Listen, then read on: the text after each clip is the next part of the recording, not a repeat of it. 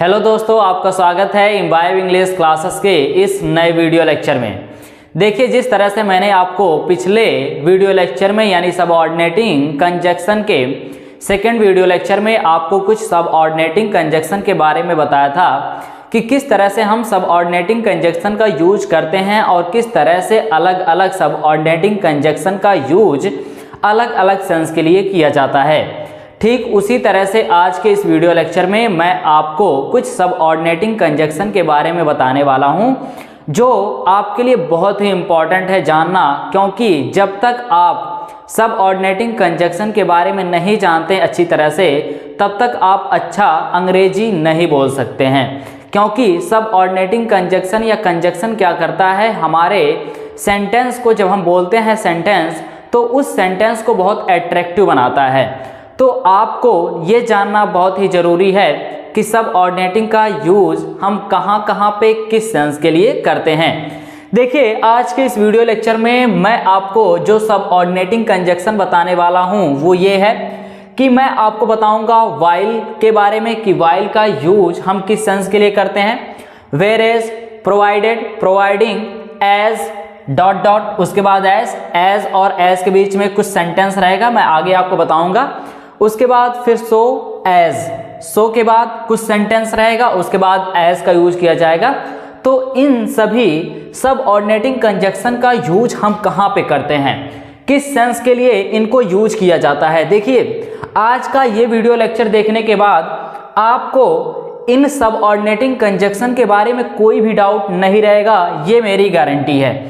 चलिए देखते हैं इसी के साथ अपने पहले सबऑर्डिनेटिंग कंजक्शन की तरफ चलते हैं। देखिए, यहाँ पे आपको बताया गया है कि व्हाइल और वेयरएज का यूज हम किस सेंस के लिए करते हैं। क्या सेंस आएगा हमारे सेंटेंस में जब व्हाइल या वेयरएज का यूज किया जाएगा। तो यहाँ पे देखिए, व्हाइल और वेयरएज का यूज आप तब करेंगे जब आपके सेंटेंस में जबकि का सेंस आता है। जैसे आपको बोलना होता है मेरे पास 10 रुपया है जबकि आपके पास 50 रुपया है। आप स्कूल जा रहे हैं जबकि आपका भाई मैच खेल रहा है। तो यहाँ पे देखिए, जबकि का सेंस जब आएगा आपके सेंटेंस में, तो आप क्या करेंगे, व्हाइल और वेयरएज का यूज करेंगे। एक चीज और मैं आपको यहाँ पे एडिशनल इंफॉर्मेशन देना चाहता हूँ व्हाइल को लेके। देखिए, व्हाइल का यूज आप जबकि के सेंस के लिए करते हैं, लेकिन व्हाइल का यूज एक सेंस के लिए और होता है। वो सेंस क्या है कि जब आप एक ही समय में यानी एक ही समय पर दो काम करते हैं, यानी दो काम होता है। जैसे आप क्या करते हैं, आप ये कहते हैं कि मैं मोबाइल चलाते हुए खाना खा रहा था, वह स्कूल जाते हुए किताब पढ़ रहा था। अब यहाँ पे देखिए, एक ही समय पर दो काम हो रहा है, तो जब भी एक ही समय पर दो काम होगा तो वहाँ पे भी व्हाइल का यूज किया जाएगा, करते हुए के सेंस में। अभी आपको एग्जाम्पल के माध्यम से ये बताया जाएगा। तो चलिए हम एग्जाम्पल को देखते हैं। यहाँ पे कुछ एग्जाम्पल्स, कुछ सेंटेंसेस लिखे गए हैं। उन सेंटेंस के थ्रू मैं आपको थोड़ा बेहतर बता पाऊंगा।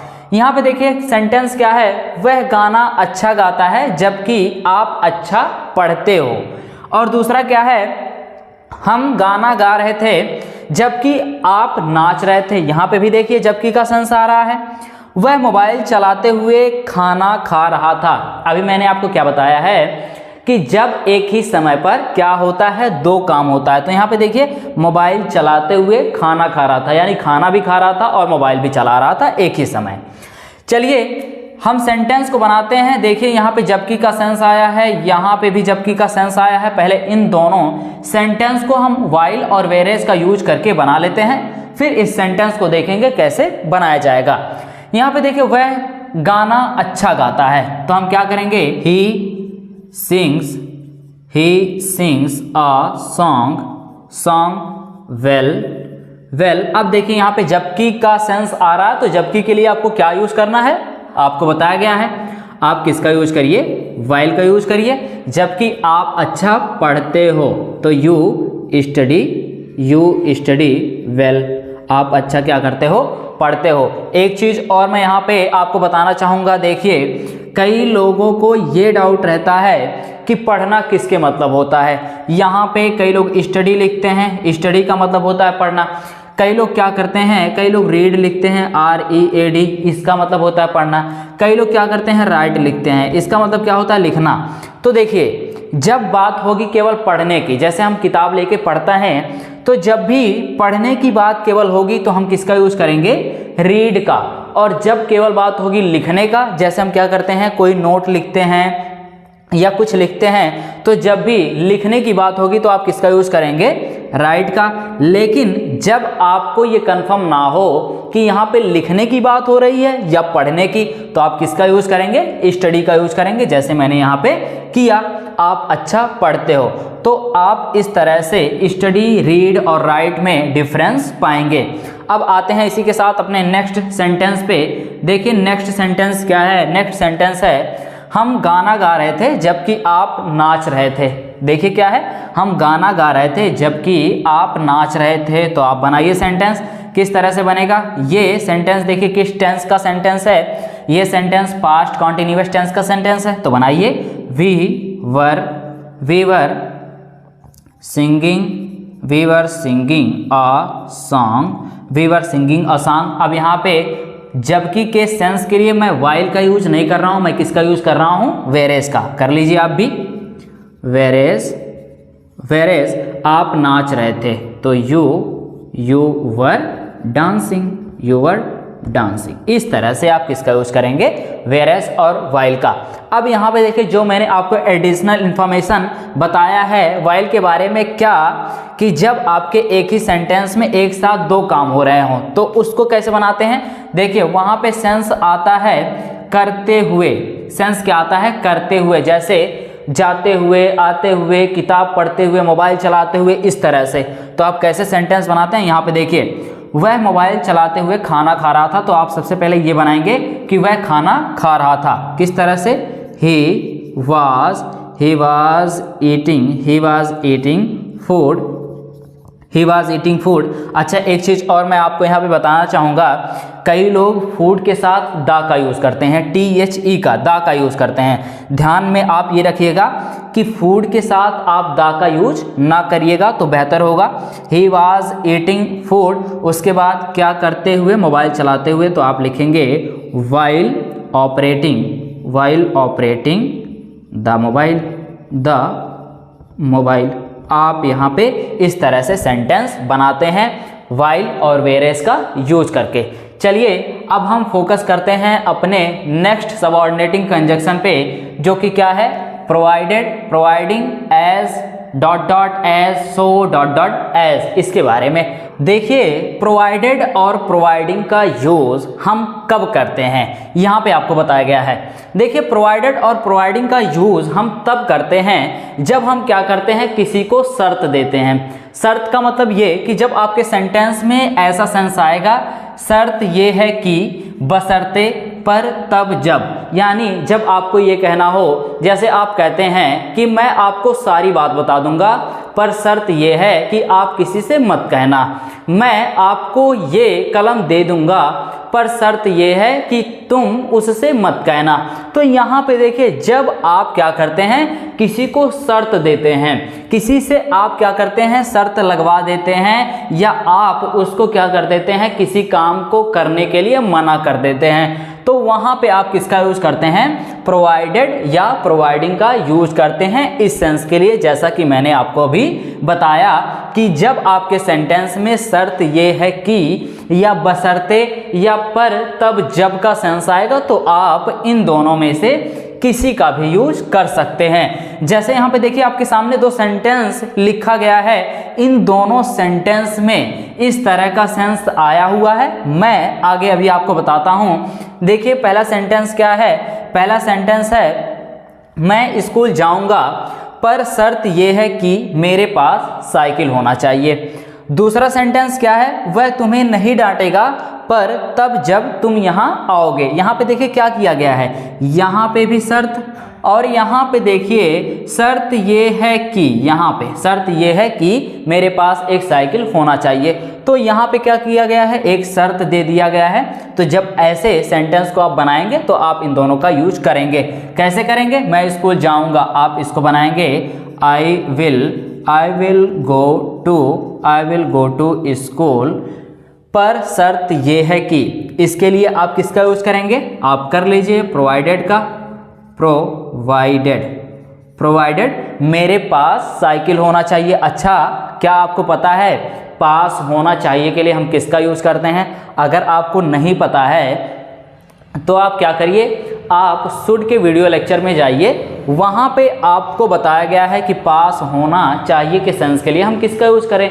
और इसके साथ ही साथ आप ये भी जान जाएंगे कि शुड के सभी यूज किस तरह से किए जाएंगे, कहाँ कहाँ पे हम शुड का यूज कर सकते हैं, किस सेंस के लिए। तो आप उस वीडियो लेक्चर को देखिए, आपको पूरी बात समझ में आ जाएगी। यहाँ पे देखिए, मेरे पास साइकिल होना चाहिए, पास होना चाहिए के लिए हम किसका यूज करते हैं, आई शुड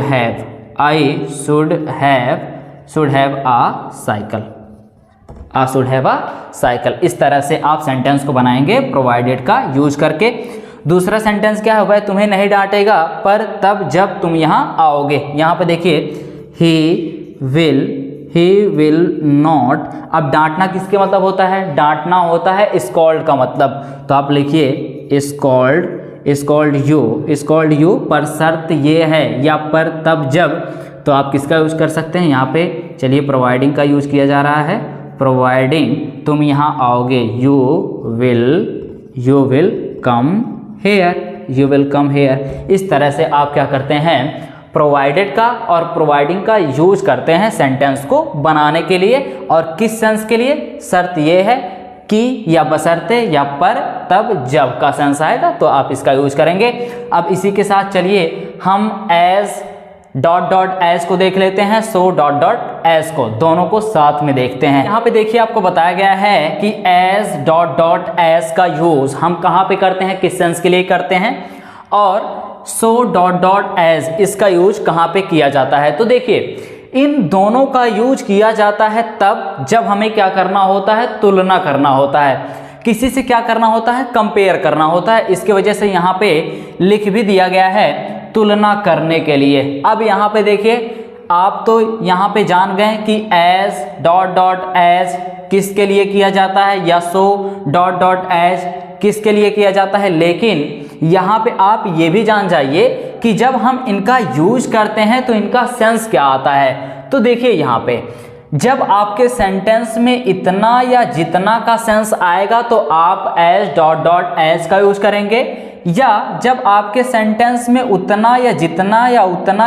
का सेंस आएगा तो आप एज का यूज करेंगे।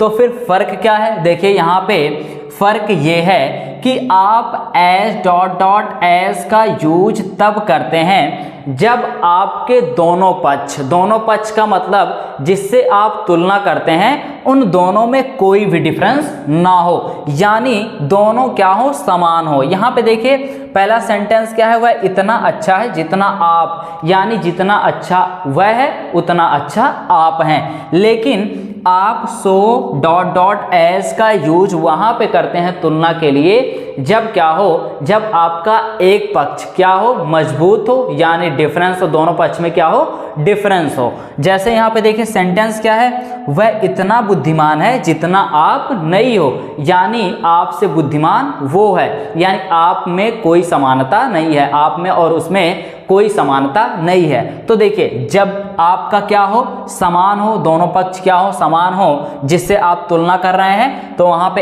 एज का यूज करेंगे। और जब आपके दोनों पक्ष समान ना हो, वहां पे डिफरेंस हो, तो आप किसका यूज करेंगे, एज का। तो आप इस तरह से एज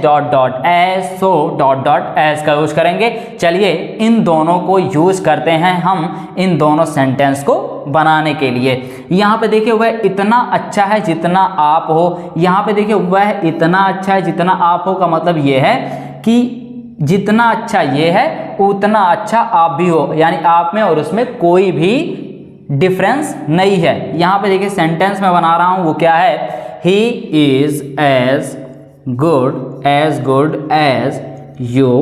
और यहाँ पे देखिए आपने एज का यूज किया, क्यों किया, क्योंकि यहाँ पे इतना जितना का सेंस आ रहा था और यहाँ पे क्या हो रहा है, यहाँ पे तुलना किया जा रहा है उससे और आप से, और यहाँ पे तुलना इस तरह से हो रहा है कि उसमें और आप में कोई भी डिफरेंस नहीं है, जितना अच्छा वो है उतना अच्छा आप हो। लेकिन वहीं पे अगर हम दूसरे सेंटेंस को देखें तो देखिए दूसरा सेंटेंस क्या है, वह इतना बुद्धिमान है जितना आप नहीं हो, यानी आपसे ज़्यादा बुद्धिमान कौन है, वो है। तो इस तरह के सेंटेंस को हम बनाने के लिए किसका यूज करेंगे, सो डॉट डॉट एस का। चलिए कर लेते हैं। वह इतना बुद्धिमान है, he is so intelligent as you are not. यहाँ पे देखिए आपका सेंटेंस हो गया, सो और एज का यूज किया गया। क्यों किया गया, क्योंकि यहाँ पे क्या किया जा रहा है, तुलना किया जा रहा है, कंपेयर किया जा रहा है, और इस तरह से कंपेयर हो रहा है कि वह आपसे ज़्यादा बुद्धिमान है और आप क्या है, कम बुद्धिमान है, यानी आप में और उसमें क्या है, डिफरेंस है। तो आप इस तरह से इन सभी सबऑर्डिनेटिंग कंजक्शन का यूज करते हैं इस सेंस के लिए। तो आज के इस वीडियो लेक्चर में मैंने आपको कुछ सबऑर्डिनेटिंग कंजक्शन के बारे में बताया। इसी तरह से और भी कई सबऑर्डिनेटिंग कंजक्शन के बारे में जानने के लिए कि किस तरह से हम यूज करते हैं, क्या सेंस बन के आता है, पूरा डिटेल से जानने के लिए आप इस YouTube channel imbibe English classes के इस YouTube चैनल को सब्सक्राइब कर लीजिए, प्रेस कर लीजिए बेल आइकन को, ताकि जब भी कोई भी वीडियो अपलोड किया जाए इस YouTube चैनल पे तो उस वीडियो का नोटिफिकेशन आपके मोबाइल पे पहले पहुंच जाए, जिससे कि आप उस वीडियो को मिस ना कर पाएँ। तो फिर मिलते हैं इसी के साथ नेक्स्ट वीडियो में। थैंक यू इस पूरे वीडियो को देखने के लिए।